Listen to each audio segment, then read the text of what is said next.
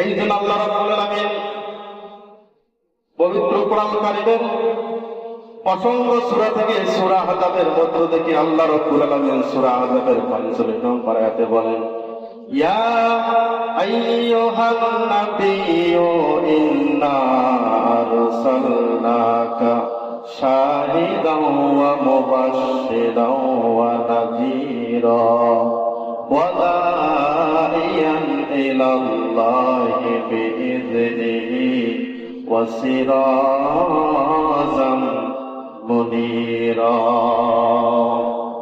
আল্লাহ বলতেছেন, নবী আপনার উম্মতকে রেখে জানায়া দেন, আমি নবী আপনাকে এমনিতে পাঠাই না। ইয়া আইয়ুহান নাবিয়্যু, হে নবী আপনাকে আমি আল্লাহ প্রথম ঘন্টা দিয়ে পাঠাইছি। আরসালনাকা শাহিদান, আপনাকে আমি আল্লাহ সাক্ষী রূপে দুনিয়ার জমিনে পাঠাইছি। কারণ আমি আল্লাহ একদিন দুনিয়াটা ধ্বংস করে দেব, আপনার প্রতিটা উম্মত কিয়ামতের ময়দানে হাজির হয়ে যাবে।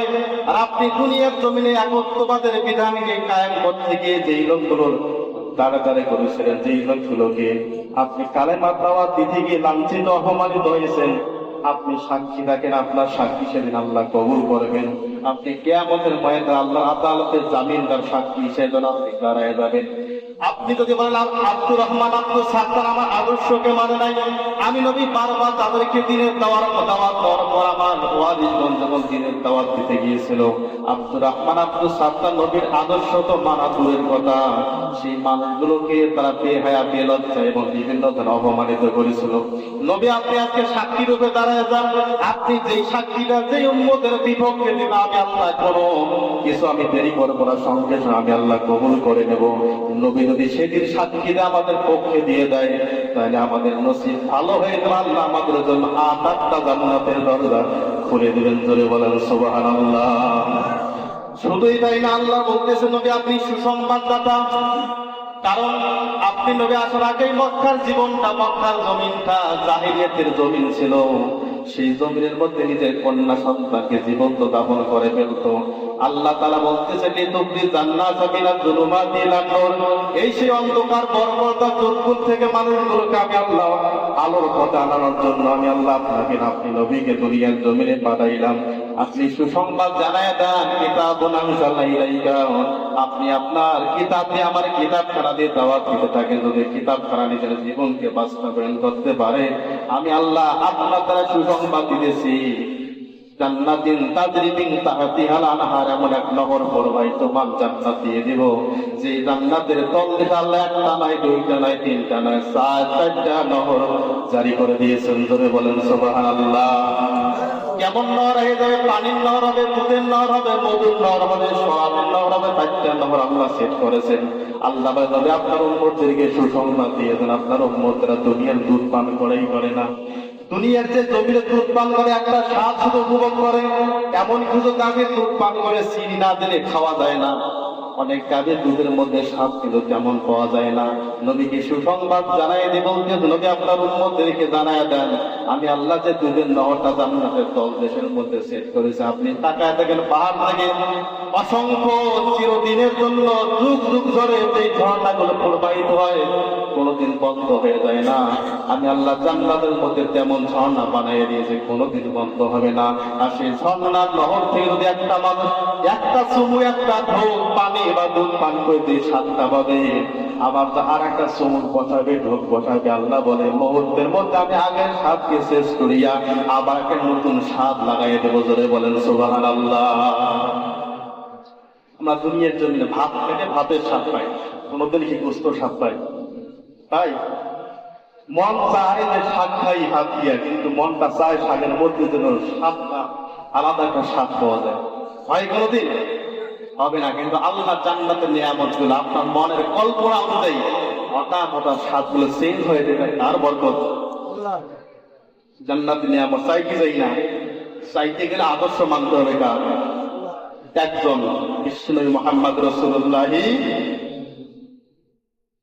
সেই নবীর আদর্শ বাদ দিয়ে আপনি তামাম পৃথিবীর জমিন থেকে অমুক নেতা, তমুক নেতা, অমুকের সৈনিক, অমুকের আদর্শ, অমুকের তাবেদারি, অমুকের আনুগত্য আমরা মানি, অমুকের পক্ষে নিজের জানটা পর্যন্ত দিয়ে দেবো, আল্লাহ আপনার ধারণা দিয়ে এমন হয়ে থাকে।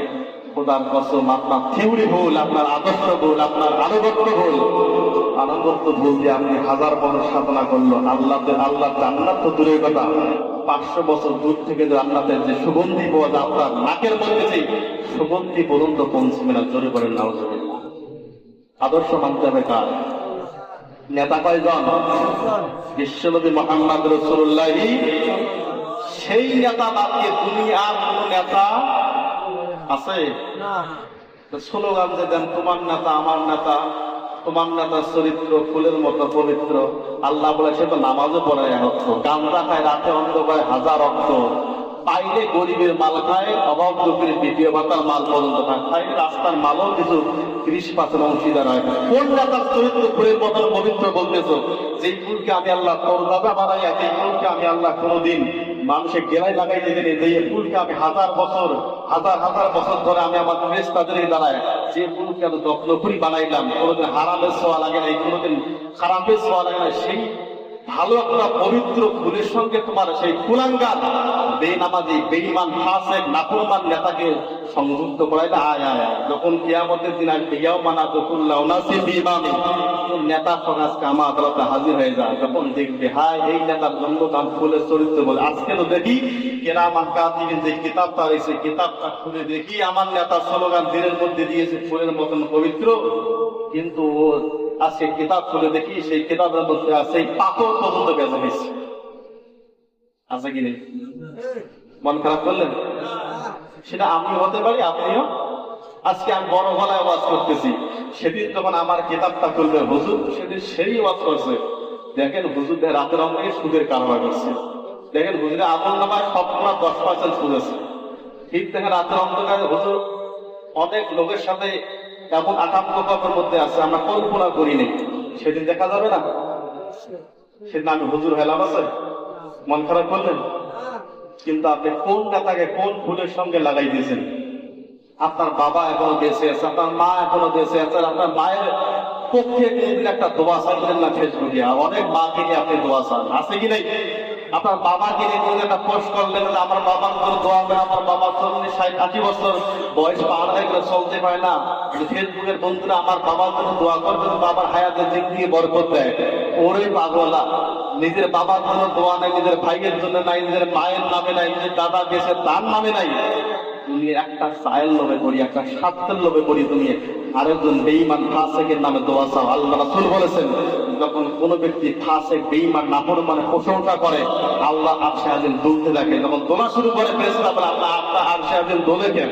বলতে তাকায় দেখো অমুক জায়গার মধ্যে একটা ফাসিকের সুনাম বলছিল, এই ফাসিক সুনাম বলার কারণে আল্লাহ আরশে আজিম এইভাবে দুলতে থাকে। জোরে বলেন নাউজুবিল্লাহ।